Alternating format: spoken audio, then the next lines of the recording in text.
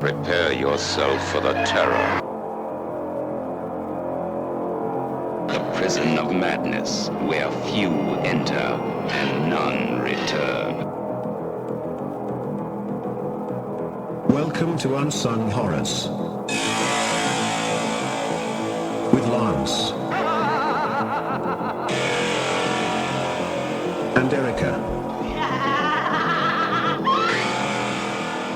Leave all your sanity behind. It can't help you now. Welcome to Unsung Horrors, the podcast where we review underseen horror movies, specifically those with fewer than 1,000 views on Letterboxd. I'm Lance. And I'm Erica. And Erica, have you caught any films or movies at the Draft House lately? I have a couple. Actually, not one I'm going to talk about is not at Draft House, but I do think it's worth mentioning. That is the Hyperreal Film Club just did a screening at Hotel Vegas of Life Force, one of my favorite Tobe Hooper movies. Yeah, and I saw you did something that was really cool. Yeah, so I finally met David in person for the first time because he and I have been chatting for a while. He's the one who I always communicate with when I send stuff to Hyperreal Film Club for like listicles or whatever. So I finally met with him, and then of course I started like nerding out about Life Force, and he asked me right before the screening was going to start if I wanted to do the intro for it. So it wasn't even planned or anything. Wow. So I had to go off the cuff on it. But yeah, you can do that well. I tried, but there was a good crowd for it too, and they all seemed to really like it. So that was neat. There was a lot of people who were watching it for the first time, which was rad. So It was cool seeing them. Next month they're doing Bones. I saw that. Yeah. So I think we're gonna check that out too. So I'm not gonna do an intro for that one though, because the last time I saw Bones, I was under the influence of Snoop's favorite drug, so I don't remember it that well. So how did the intro go? It went well. Yeah, I just talked about kind of the history of it, and Cannon dumping a bunch of money into this film, and how it's kind of a kitchen sink movie, like three different genres, but super fun. Matilda May is just, and Patrick Stewart's first on-screen kiss and all of that. Oh, wow. I don't think I knew that. Yeah, him and Steve Earle's back, Good for him. But yeah, it was a lot of fun, and looking forward to seeing more stuff with Hyperreal. So nice. Thanks again, David. Then we did a Terror Tuesday, which was The Devil's Doorway. And it's a found footage exorcism film from 2018. It's a female director, and it's the first Northern Ireland horror movie directed by a female. Now, Joe has a soft spot for found footage film. I don't have that. And so I went in a little bit like, about it. And I love Joe. I love his enthusiasm for everything that he brings to Terror Tuesday, but this one was not for me. So I don't know if it's streaming anywhere. If you're a found footage person, if you're an exorcism film person, sure, you might want to check it out, but it just wasn't for me. But the highlight I got to talk about is last Weird Wednesday, which was The Thrilling Bloody Sword. Laird gave some background about this. Funny story is that I had just stumbled across this one maybe a month or two ago when Golden Ninja Video had released a Blu-ray of it, just a limited number. So I picked it up and I was going to watch it, but then the next day, the Weird Wednesday announcement came out and it was Thrilling Bloody Sword. So I was like, all right, well, I'm going to see it on the big screen, and then I guess that'll determine if I want to keep the Blu-ray. And abso-fucking-lutely, I want to keep this Blu-ray because this movie is so much fun. It's a Taiwanese action fantasy wuxia movie that's kind of a take on a lot of fairy tales, especially Snow White and the Seven Dwarves. There's like kaiju monsters in it. It is so much fun. I know the Blu-ray is sold out, but Justin DeClos, who runs Golden Ninja Video, had said he's going to rerun some pressings of it. So I would just recommend finding Golden Ninja on Twitter or wherever, following them or signing up for a newsletter so you can stay on top of that, so you can watch this movie, because I have not had that much fun. I love Weird Wednesdays, but that movie was so much fun. Nice. I loved your review on Letterboxd. Oh yeah. I should probably let me read that for folks who aren't on Letterboxd real quick here. Do I love this movie? Does a bear, who's actually a man in a bear suit, shit in a giant barrel guarded by dwarves that he's trapped in for 7 days so he can transform back into a prince to go on a rescue mission against evil wizards? Side note, best bear suit ever. Yeah, I'm going to have to rent that one from your library. Yeah, for sure. But yeah, it was a good last couple weeks. Not going out too much, still staying safe, still getting tested and all that stuff, but some good stuff playing out there. So good. Yeah, I'm glad people are still out there attending stuff. Yeah. So yeah, we're still in January, which means we are still in Giallo January. I'm not going to do that for every month. I don't know why I did. I don't either. I'm like, that's no rules November. Okay, so my pick is an underseen Giallo, and it is Silvio Amadio's Smile Before Death from 1972, or as I like to call it, the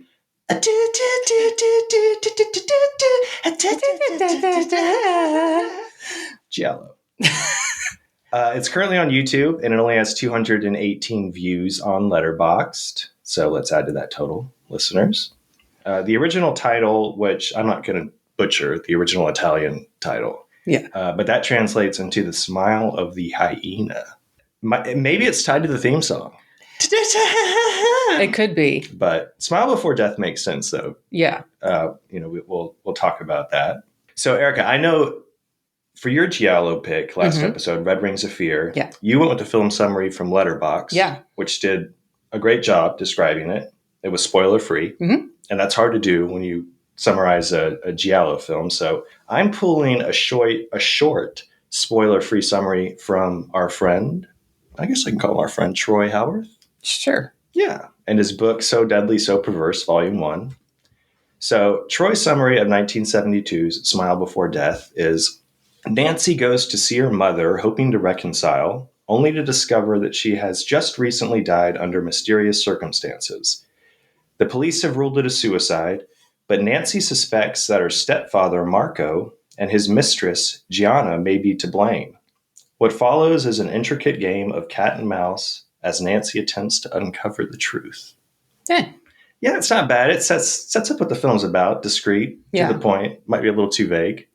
It doesn't, because I feel like the musical cues are inherently part of the plot in this film. So it's only missing 100%. Yeah, that should actually be the summary. Listen to the music in this film. Boom. And now I have a more spoiler-filled summary later, but I just wanted to let listeners know that we are going to dive into spoilers like we always do with all our movies, but we want to be real specific and call that out for Giallos. So yeah, I'm going to just jump into the crew. Smile Before Death, directed and co-written by Silvio Amadio. Amadio is probably best known for his other Giallo, Amok. Amok! Amok! I'm done with that. All right. Which was actually released right before Smile Before Death in the same year, 1972. Have you seen Amok? I have not, actually. I was going to watch it before this, and then I saw you watched it, and I was like, Lance has it covered. I'll get around to it. It's fantastic. Highly recommend. It also stars Rosalba Neri, who is in this movie. She plays Gianna in Smile Before Death, as well as Barbara Boucher, who's... Man. And Farley Granger, who's in a few Hitchcock films. He's Philip in Rope, Guy Haynes in Strangers on a Train. So, but the cast to Amok it's obviously great, but Amadio's writing in Amok and the way he films everything is just like next level. Like it kind of blew my mind. He has like these dreamlike scenes, most of which are incredibly sexual, very erotic, yet at the same time throwing in kind of the classic Amadio sleaze, which seems to be his bag. But he just does it very well. I highly recommend Amok. It's also on YouTube. I might save that for Junesploitation this year. It's great. Yeah, you definitely watch it. He also directed and wrote a film called So Young, So Lovely, So Vicious. The Underage Girl from 1974, That Malicious Age from 1975. So I think we're seeing a little bit of a pattern. Yeah. There's a sleaze factor going on. I don't think it's Bianchi levels of sleaze, but it's there. I can definitely see it. It's not. Yeah. Mostly it's just like sexual relationships between the characters. Most of them are female characters, but he does it there's sleaze factor, but he does it like in a tasteful way, especially in Amok, which is completely beautiful. So it's tastefully sleazy. It is. Perfect. But I don't know. I kind of feel like all sleaze is tasteful. True. I did watch a film he wrote and directed called Assassination in Rome, which had a little bit of like a Hitchcock feel to it. It was actually his first thriller. He mainly directed comedies and some fantasy adventures before that. But Assassination in Rome was released in 1965, and it was about an American couple who vacation in Rome, and the husband immediately goes missing. His wife and her ex-lover, who also happens to be in Rome, work with the police to find out what happened to him. So it sounds like a Hitchcock plot. A little bit, yeah. It's nothing too special, but it's definitely entertaining enough to stay to the end. That one was on Tubi. Yeah, it was good for his first thriller, especially. But you can definitely see his advances when you see Amok and Smile Before Death. Nice. And I'm skipping over a bunch of other films, but like I said, I've enjoyed what I've watched. I'm going to try and seek out some more of his stuff for sure. It seems like most of his stuff does not have releases. Yeah. So do some YouTube deep dives, see if you can find it. There you go. So the writing, I already mentioned Amadio as a co-writer for Smile Before Death, but the other writers are Francesco DiDio and Francesco Merli, only a few writing credits between them. The editor is another Francesco Bertuccioli, and I'd say it could be argued that Smile Before Death isn't his greatest editing job. I having not. Well, he did. Not knowing what else he did, I can probably say that's true. Yeah, that's that. I think it's a good assumption. Yeah, because he worked on some other good films. Strip Nude for Your Killer. Fuck yeah. Yeah.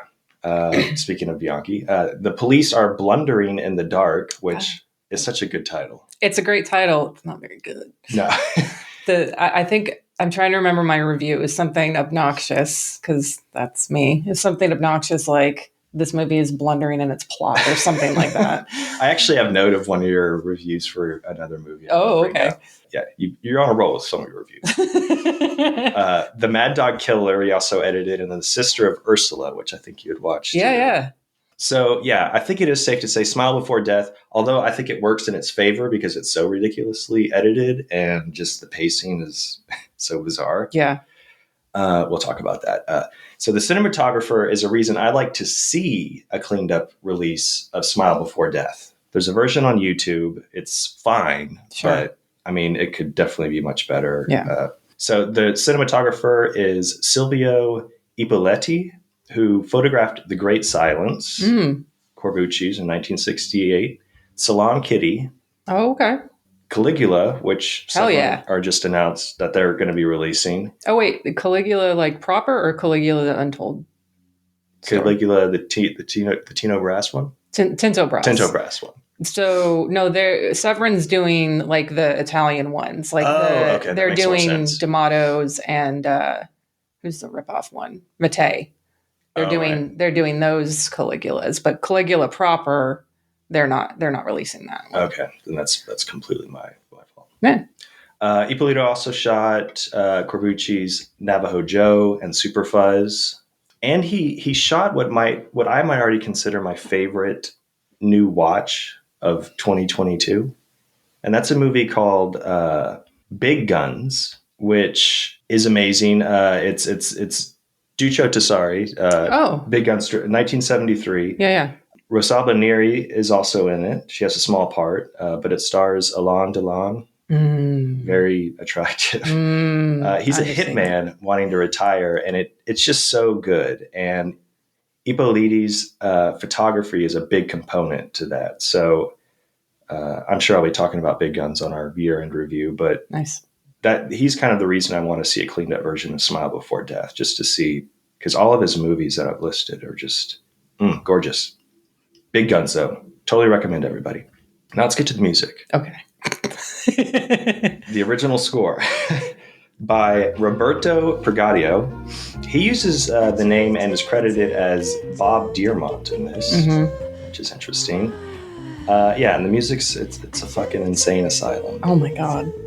at every time a new scene starts, every time a conversation shifts, every fucking time something shifts anything, the music cues up in this movie. Yeah, and there's quite a bit of montage scenes in this too, so you got to have music over the montage. Of course. It's a combination of the vocal, and then or just the music. Right.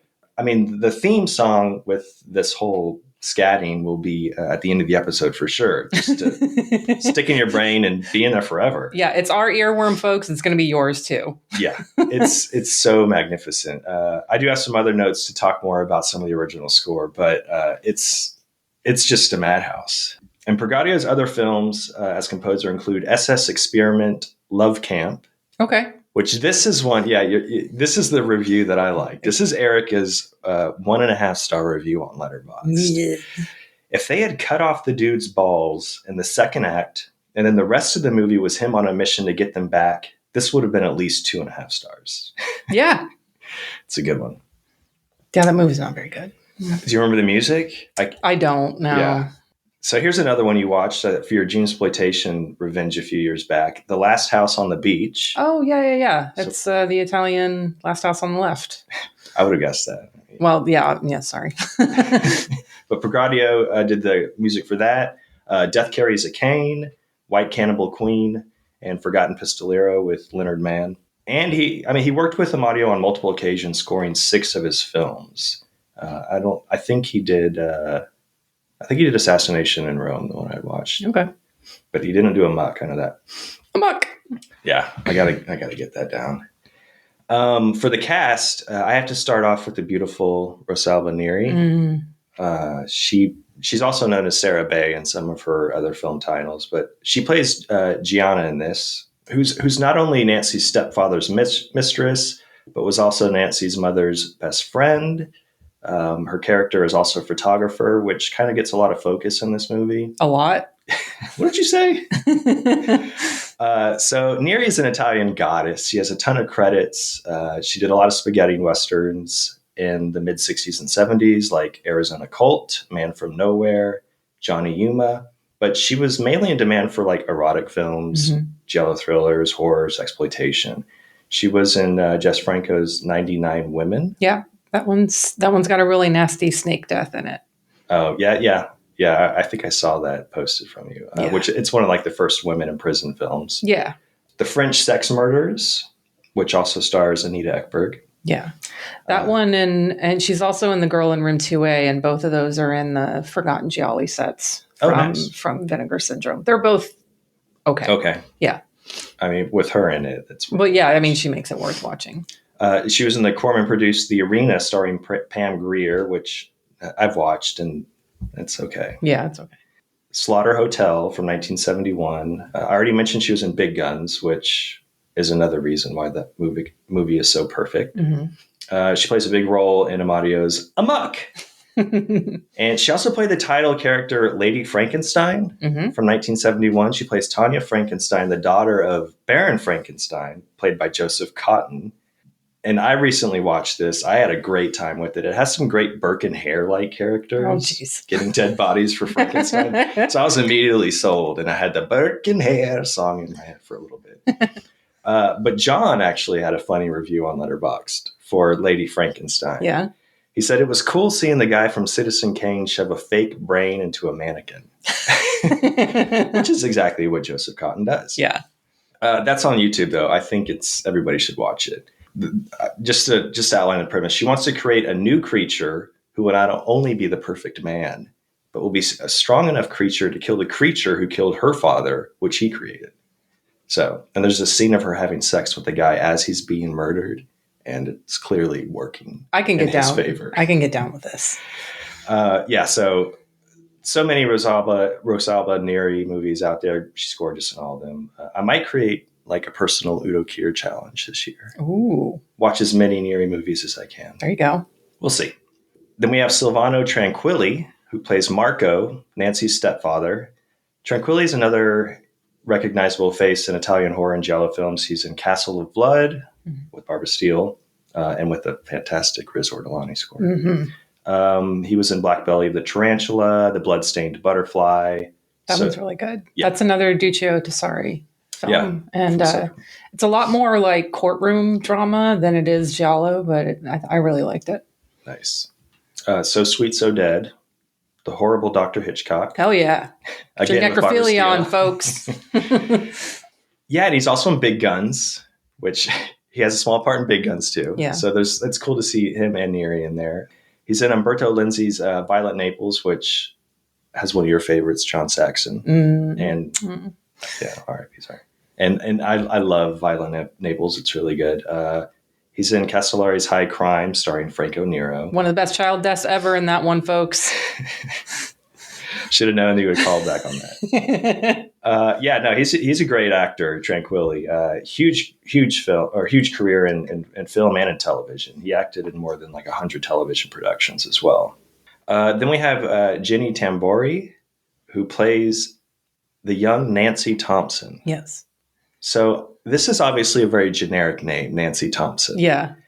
But this is in 1972, Smile Before Death. So I'm sticking with this belief and theory that this character inspired Wes Craven. There you go. So this is where Nancy Thompson was born, the name.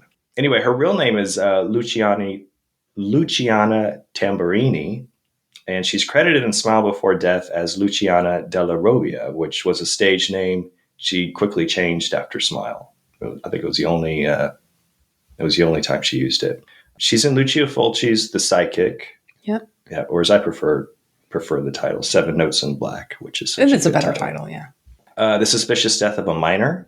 That one's really good. That one was actually my runner-up for a double feature last episode because it has a roller coaster shootout. It does, yeah. I was gonna say, like, it, and it's great too because it's filmed really well. Yeah, it's two men on separate sides of like the roller coasters in their own cars, just shooting at each other.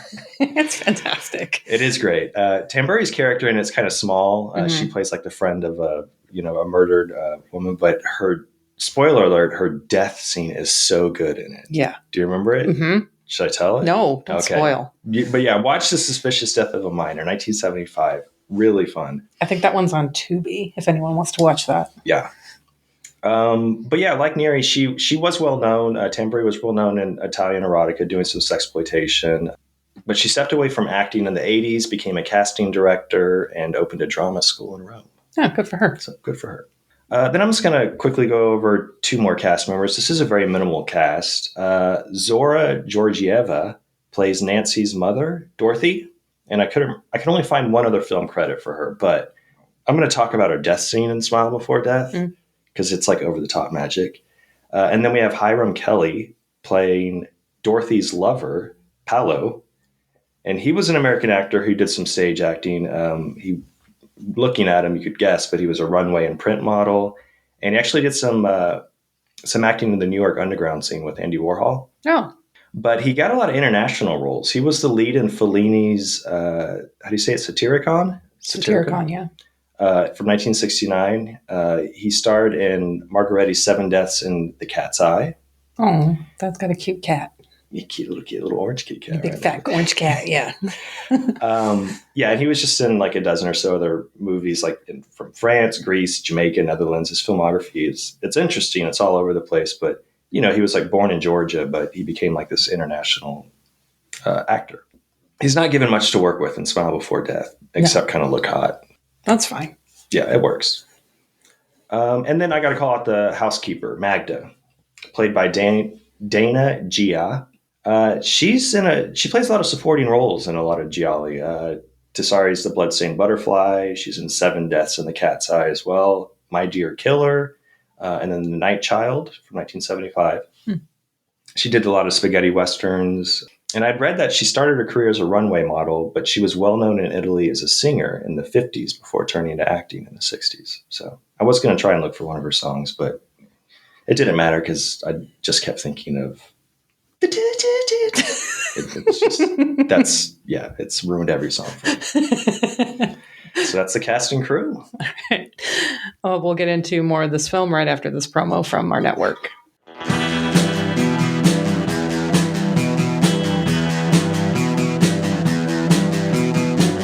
You're listening to the Prescribed Films Podcast Network, home to hundreds of hours of free podcast entertainment. The shows on this network all have a common goal: providing you with the best discussions about movies and other forms of entertainment media.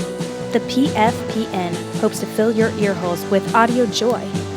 Visit our website with links to all the other amazing shows at www.thepfpn.com.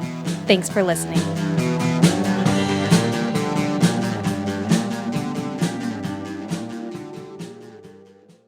Okay, so we're going to jump into spoilers. So be forewarned. If you want to watch A Smile Before Death before listening to our discussion, it's on YouTube. It's a brisk 85 minutes. Yeah. Super short, which is something to point out. Red Rings of Fear was also Really under short, an hour and a half. Most Gialli are usually over an hour and a half, to Hour 45, pushing 2. Yeah. Yeah. So it's pretty cool to see. And it makes sense for them to be quite lengthy so they can kind of build up the mystery, introduce a lot of characters, a lot of locations to kind of throw like the viewer's suspicions off. Yeah. This one did not need that. It doesn't, because this is like an 85-minute music video with like some spoken word over it. I do want to add though, speaking of like the small runtime, this one does have, it's minimal for a Giallo because the cast is pretty short, or pretty small, I should say. And it's basically a single location. Yeah. It's at this house that belongs to Marco and Gianna, who live there. It's Dorothy's house. Right. It's like a house, and it has like a little villa and like a cottage, and her Gianna's photography studio is there. There are some scenes that take place outside of this house, but I really respect how it's kind of just one single location, Right. which isn't. That's not very common in Giallo. Yeah. It's very different from Amadio's Amok, which is like all over the place. There's like duck hunting scenes. There's boats in Venice. Amok do ducks die? No. Well, yeah. Oh. Yeah, there's some duck hunting scenes where they're real, and they're real. You can't really fake that, I guess. A larger cast of characters.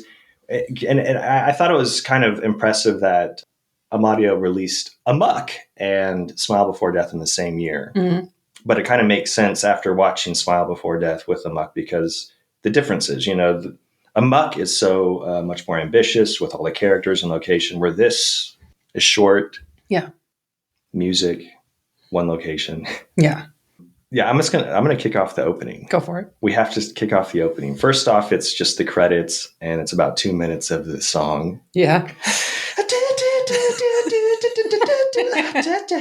Oh. It's that, and within a split second, it is a very intense scream, and it's Dorothy, the wealthy Dorothy, who's Nancy's mom. She has her throat slashed, and she is stumbling all over the place, dying. And then you immediately cut to photographs of her dead body, and police voiceovers are saying like, "Oh yeah, this is clearly suicide." Yeah, it's so silly to me. Like, I mean, the cops prove to be dumb in this, even when they're out of the picture, because who kills themselves that way? Like, With a shard of glass. Yeah, shard of glass. I'm going to slit my own throat. Like, well, the biggest evidence that supports this is the door's locked from the inside. Yeah, the door's locked from the inside, and also she'd been drinking, and that's what you do when you drink. That's true. You commit suicide with shards of broken glass, of course, on the throat. Right. But you're right. The police, like the whole setup it's literally 30 seconds. And you have the mystery set up, or you have the crime, and it's just done so like, here it is. Yeah. Now get ready for some fucking music. Yeah. and then it jumps so I got to point out the timeline is very unclear in this movie. Yeah. So the murder happens, and then you jump to Nancy arriving, right? Which apparently is, when I first watched it, I was like, oh, it's like the next day. But I rewatched it, and it actually seems to take place months after. Like, and Gianna and Marco have kind of established their relationship, and they're living comfortably in this very rich society. Yeah, I initially thought that Nancy had shown up for the funeral because her mom died, but then like rewatch, I was like, oh no, okay, like Yeah, and it's not just that section too, because Nancy arrives and there's so many montages of Gianna taking photos of Nancy. Because when Nancy first arrives, she's very nervous, very innocent acting, and within the first minute of meeting her, Nancy's going through her mother's closet and she finds this dress, and Gianna's like, "Oh, don't be shy. Take your clothes off and try it on." Yeah. And then she says, she's shy. Nancy's very shy, and Gianna wants to kind of mold her into this model because she's very beautiful. And that's when we get all these mini montage scenes, I guess, of her getting more comfortable, and you see her wearing different wigs and outfits. So that's got to be like weeks of living there. I think so, yeah. At one point, Nancy had said to her something like, Nancy said to Gianna something like, "You helped me discover who I am." Yeah. And I'm like, how? By posing nude? Like, that's not your identity. But I mean, we'll get to the end, but obviously all of this is, bullshit. But still, like her saying that, I was like, wow, by posing nude? That's how you find yourself? Okay. Yeah, watching it once, as you're watching, you're like, this is really stupid. Like, none of this is believable. These characters are, they don't make any sense. But we all know, we're going to start diving into spoilers. Nancy's playing everybody. Everybody's kind of playing each other, but Nancy's really playing everybody. But yeah, and back to like rewatches, there's a lot of clues on rewatches that really popped out, obviously. The car accident was like the biggest one for me because they foreshadow that at the very beginning. Yes. Which that was when I was like, oh, that's clever. Yeah. In the very beginning, so we'll get to the ending, but in the very beginning, they live on this huge property. And I think it's Marco who's going away on a trip. And he almost backs out and hits this oncoming car, which is a car carrying Nancy to, be introduced to the movie. Yeah. So you get this foreshadowing like, okay, that's a very dangerous turn, a very dangerous driveway. Yeah. And it is. And should I go ahead and just throw out like an updated summary so we can just start? Go for it. I won't cover the ending exactly. Okay. But we learned that that Marco is unhappily married to the very wealthy Dorothy, who they have this open relationship. And Dorothy's best friend, Gianna, is Marco's mistress.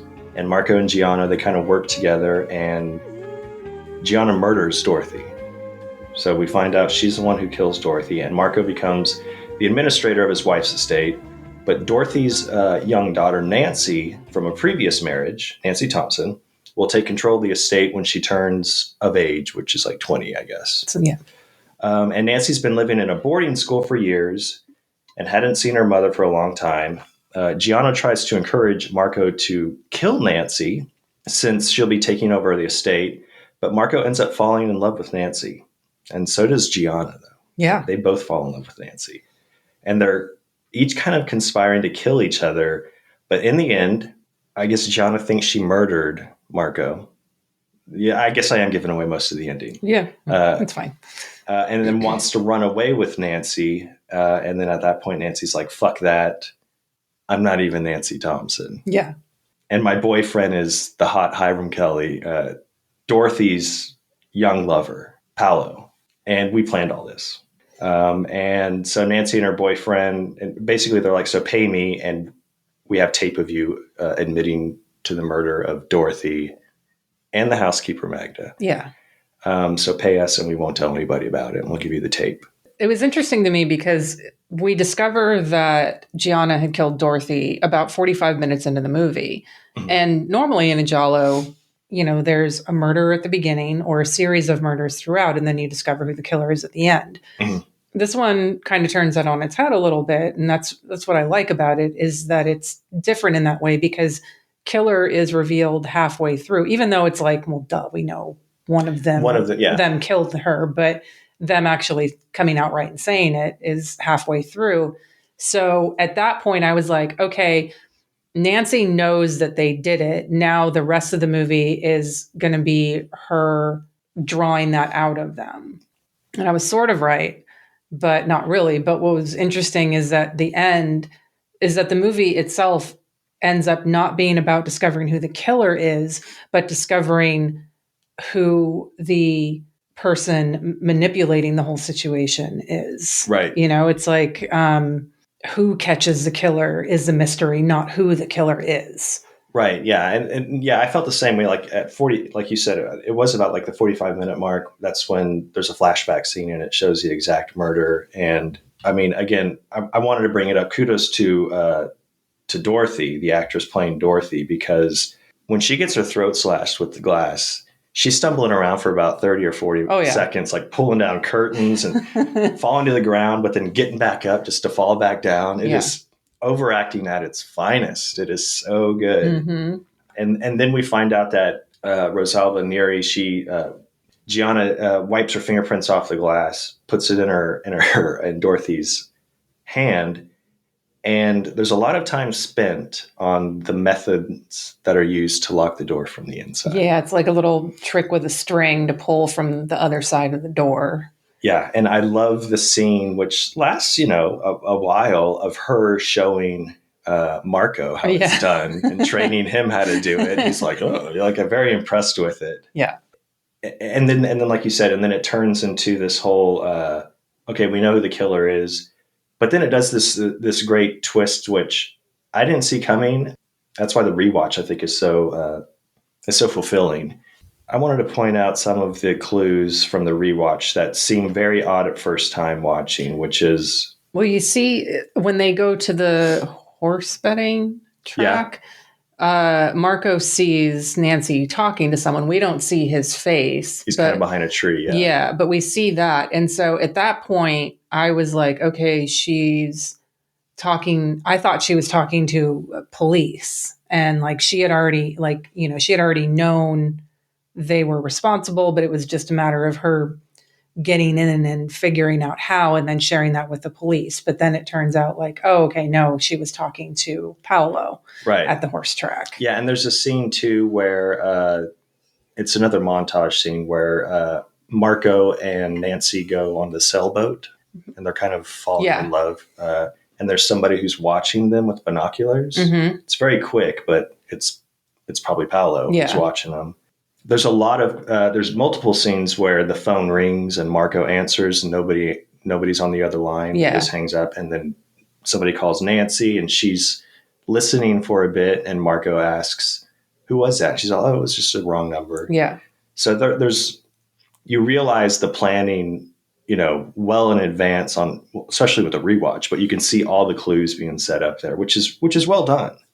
And then Nancy, they randomly go shopping and she walks into a toy shop. Mm-hmm. And that's like, the first time you watch it, you think like, man, this editing is the worst. Like we're missing a scene or something. She just randomly walks into a toy shop and like picks up a doll.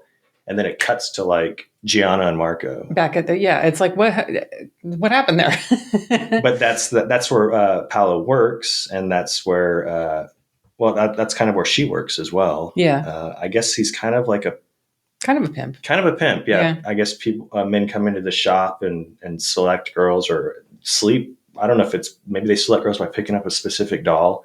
I don't know. But yeah, Nancy sleeps with men who pay her for sex, and she like steals watches and stuff and gives them to Paolo. Yeah. It's a weird little twist that I really enjoyed.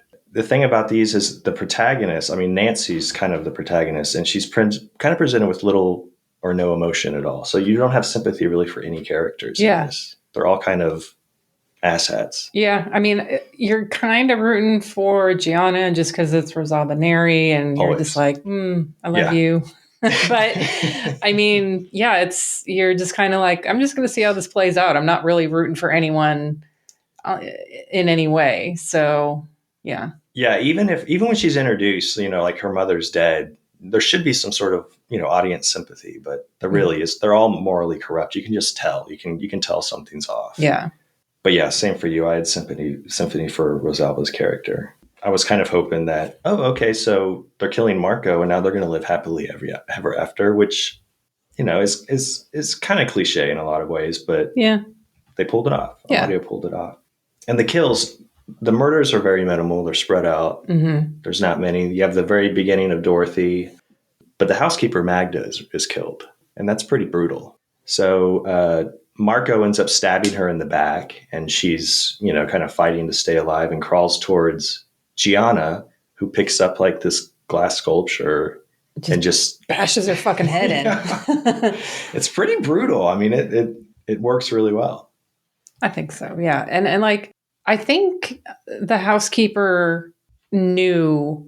I mean, I don't remember, was it established how long the housekeeper had been with them? Because she would know how old Nancy is for real. Because when real Nancy shows up, she's clearly, and that was another clue at the beginning where Gianna was like, oh, I thought the way that Dorothy talked about her daughter, that she was maybe like 12 or 13, but she shows up and she's like 16 or 17 or something like that. Right. So if the housekeeper had been with them the whole time, she would know that that's not Nancy.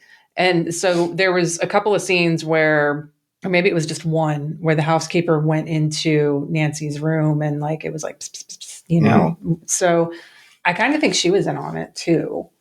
Yeah. I mean, she could have been. To me, I felt like she was just a casualty kill. Like, she does mention, you're right, that she's been working, with Dorothy for years. And she's been like, when she was talking to Nancy, she's like, oh, she would never kill herself. I know her too well. Mm-hmm. I've known her for years and years.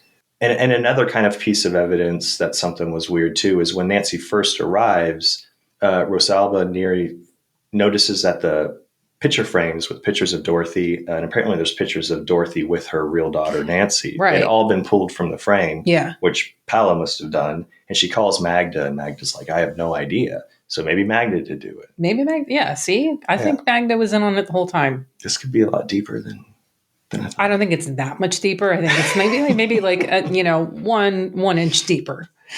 Yeah. I mean, it's Magda. Like that's, I didn't really think much of Magda until you just pointed that out. I mean, obviously Paolo is like the main driver of this whole thing. Right. And is just getting Nancy to show up there and do whatever. My favorite thing is when Paolo shows up and is like, he's got the recording of everything being admitted, give me the money or whatever. And he says, I don't like having my dish taken away while I'm eating. That's my favorite. There's a lot of good quotes in here, actually. Most of them happen at the end. Like when Marco and Gianna both kind of surround Nancy and are going to kill her. And Marco says, don't worry, we're not going to mark you in any way, my dear. It'll be a painless death. About 10 minutes and you'll have suffocated. I was like, okay, that's really that's brutal. I like it. And then Gianna tells Marco, as they're kind of conspiring to kill Nancy earlier in the film, she's like, she's a girl who knows how to make herself liked, and you have to hate someone to kill them. And that's the first, like, boom, they're going to try and kill Nancy. Yeah. And Paolo says, bury that housekeeper of yours. A corpse is like a guest. They stink after 3 days. Yeah, that was good. Paolo, I mean, he probably has, maybe 2 minutes of screen time. But he nails it. He does. So I did want to talk a little more about the original score. Oh my God. So that theme song by Pregadio, it's super catchy. I've already done it numerous times. That whole scat singing and kind of laughing. Mm-hmm. And that is by Italian singer Etta Dell'Orso. So she was very popular, as I kind of searched on her, in doing like moans and these wordless vocals and film scores. And she was a huge collaborator with Morricone. Oh, yeah, I was just going to ask. Yeah, The Good, the Bad, the Ugly, Once Upon a Time in the West, and Once Upon a Time in America, The Cat o' Nine Tails, Short Night of Glass Dolls, What Have You Done to Solange? I mean, she does a lot of that, that whole moaning that you hear a lot in Giallo. That's her. That's kind of Etta Dell'Orso's thing. She has just under 100 credits to these films. So what is her film credit as? Is it sound like... Well, no. I mean, is it singer? She's a singer. She is an Italian singer, yeah. But I guess it's like a title, like a job title, but wordless vocals. Wordless vocals. Okay, yeah. That's neat. All right. Which I guess can include, scatting. There's laughing. And we know in a lot of Morricone scores, there's a lot of moaning too. Yeah. She does a really damn good job. But that theme song is too much. It's like you said, it's just planted in your brain. It grows there. You know. It's catchy as fuck, but after so long with it, it's like those jokes where like it keeps going and then you're sick of it and then it never stops and then it comes back to how you first felt about it and like you start like bopping and grooving to it again, and then by the end I'm like you can't get it out of your head and then you hate it again. So it's and like you said, it pops up out of nowhere from scene to scene, even in the most like where tonally the scene that you're watching shouldn't have like a it's like a Caribbean vacation song or something. Like, it has like, I don't know, kind of like Bond. It's so out of place. Yeah. But it is one of the main reasons to watch this movie. Pretty much, yeah. Yeah, let's get into the ending because a part of me was like, hell yeah. And then the very ending happened. I was like, oh, well, yeah, that makes sense. Yeah. So, okay. So we pretty much already spoiled everything, but in the end, Marco and Gianna are going to kill Nancy. They kind of attack her from both sides. He explains that he's going to suffocate her, and then she faints. And it's a fake. She faints while Marco's telling her that, they're going to kill her.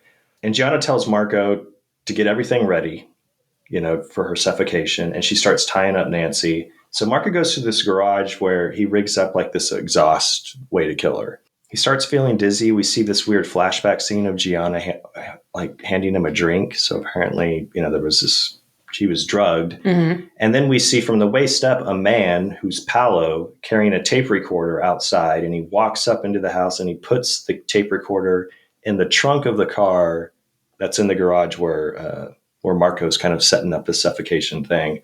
And then Gianna ends up closing the door, kind of jamming this garage door so Marco can't escape. And he starts suffocating and he starts crying out like, help me, we killed Dorothy and Magda together. Why are you doing this to me? While the tape recorder's going. And then we cut to Nancy and Gianna, and they're like, Gianna's like, you did a great job. That feigning trick was perfect. And Nancy was like, you're old and gross. I'm not gonna hang out with you. What the fuck are you talking about? And then, first of all, how dare you say that? That's what I'm saying. I'm like, are you fucking kidding me right now? And then that's when Paolo walks in with the tape recorder laughing, pretty much plays the confession that they have of Marco and explains that, it was all them, that this isn't really Nancy Thompson. This is his girl named Mayella. And that they want money, basically for all that good stuff. And they'll give him the tape. Marco's still alive.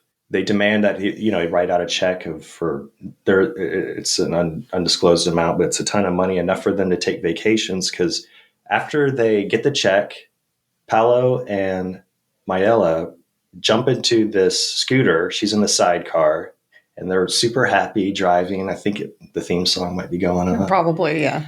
And they're talking about how they're going to take so many vacations together. And they're going up the driveway to that dangerous turn. And then a taxi just smashes into them. You don't see it. It's just the sound, which is great. Yeah. But you see their dead bodies. And the impact triggered the tape recorder to start playing. Yep. So Marco's confession is playing. And out of the back seat pops the real Nancy Thompson. Yeah. And she's hearing Marco's confession about him and Gianna killing her real mother, killing Magda. And they're both alive in the house, probably hating each other because their plans backfired on each other. Mm-hmm. The ending is so satisfying. And Nancy just quietly just steps out of the taxi. And then it says, the end. Fin. Oh, it's so good. I do think I ended up giving it 3 stars, but I think there's a couple things that could have made it work a little bit more for me. Maybe one more murder might have give me a groundskeeper or something, like somebody else, like one more interesting murder. The housekeeper's murder is pretty brutal. We had one at the very beginning, but it's pretty light on that. So I would, at least one more dead body would have helped me a little bit. I know it's 85 minutes. It does move super quickly, and a lot of that has to do with the music, but it also somehow feels really slow, especially when it's like the photo shoot montages. Yeah. Where it's just like, you're looking at your watch. You're like, how fucking long is this going to go on? That would be definitely one of my, like, cut back on the montages. Like, we get it. Yeah. She's dressing up and Gianna's a photographer. Yeah. They're falling for each other. We get it. Yeah. It's so long. But I do think, like, it's worth it. Like, the ending, like, I'm trudging along with this movie and this music is, like, just triggering me. And then it gets to the end and I was like, oh, okay. Yeah. Yeah. I felt the same way with my first watch. I was like, I was still trying to find a pick. Mm-hmm. Of course, the music is kind of the satisfying, Sure. like, this is what I'm picking, no matter how this turns out. But yeah, there were scenes where I feel like the pacing is super fast, but yeah, the story is just quite boring. Rewatching it, it's a lot better. I feel like it's way more satisfying and it all kind of makes more sense. Mm-hmm. And I think the pacing feels a lot better at that point. But yeah, some of the scenes go on too much. And the music, the montage scenes are what really kind of very hilarious, but at the same time, just too much. Yeah. You know how you fix that is you have Gianna be the one being photographed and take some clothes off. Yeah, Just she takes saying. her clothes off briefly. She does when her and Marco are getting down in her studio. Yeah. But like, that's why you got to watch Amok, because her and Boucher together. Oh my goodness. And that's the thing with Amadio. There's a lot of lesbian relationships, like sexual relationships, which, not just Amok and Smile Before Death, but So Young, So Lovely, So Vicious, Twisted Girls. There's a lot of these weird love triangles happening, and they're all kind of sleeping together. Good for them. Yeah, he had this formula, or maybe it was a kink that he stuck to, which really works. Good for him. 100%. So what about a double feature pick? Yeah, I wanted to do another Giallo to double with it. And I'm going with, I couldn't quite come up with like a clever name for the double feature, but they both have to like a photography element to do with them. Okay. And I did want to up the sleaze level a little bit. So who else am I going to go with except for Bianchi? So I picked Strip Nude for Your Killer 1975 for the double feature. For those who haven't seen it, there's a fashion model dies in the midst of having an illegal abortion. So her doctor stages her death in order to exonerate himself.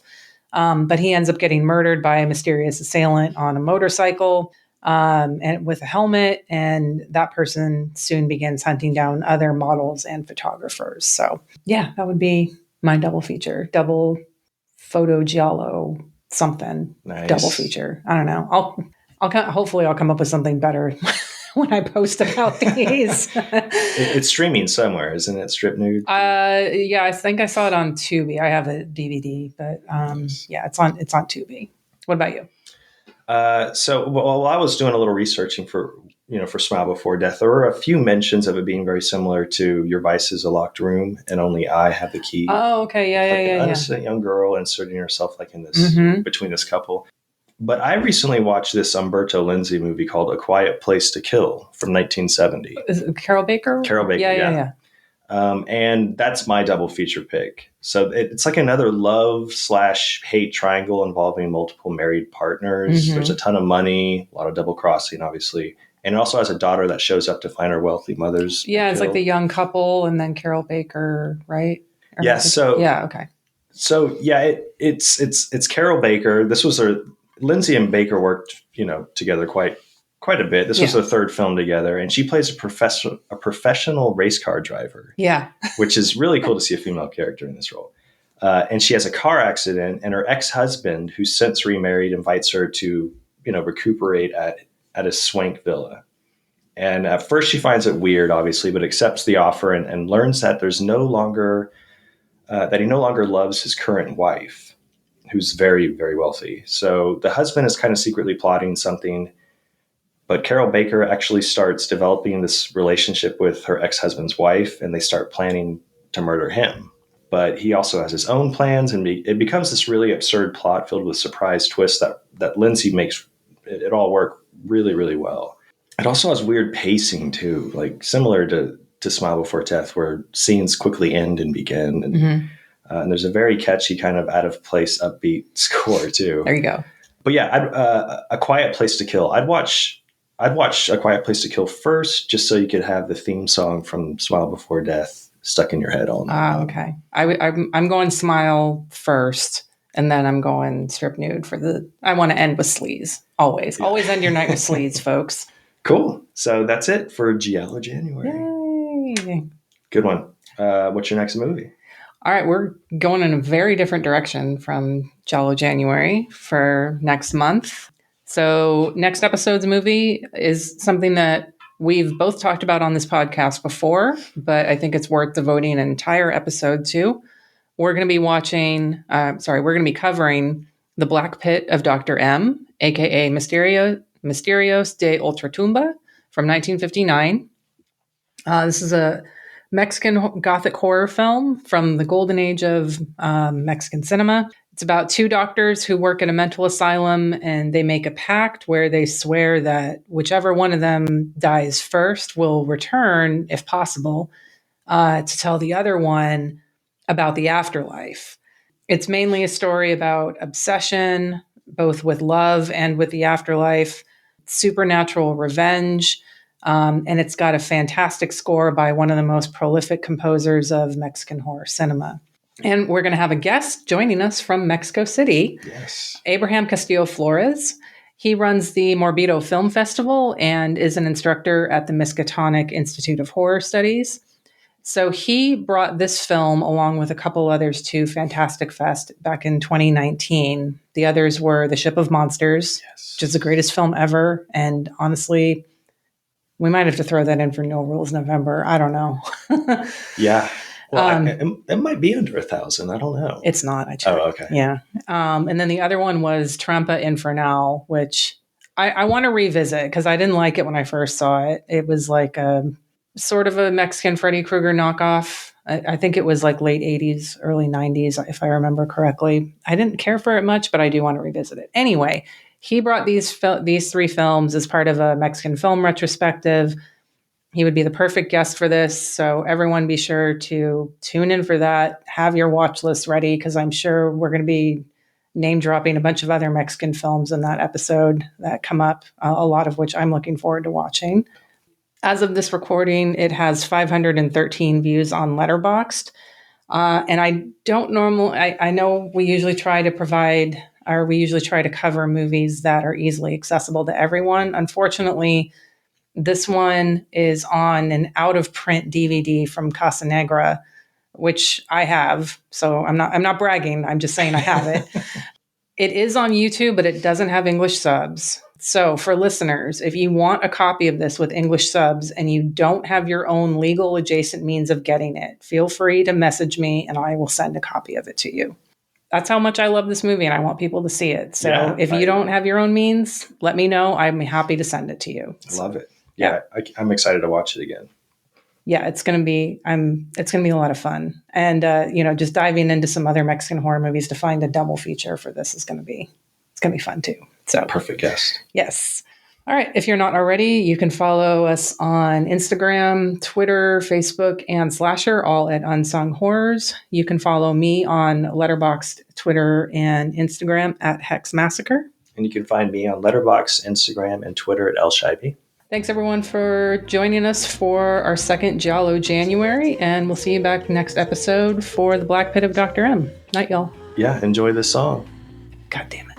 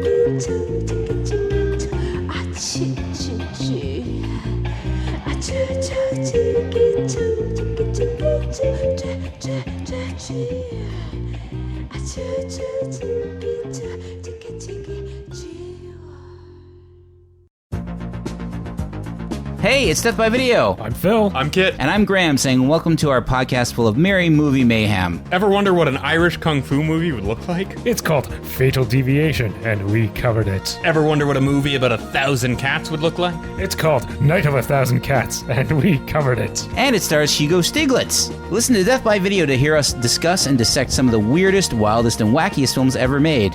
All this and more on Death by Video! Woo!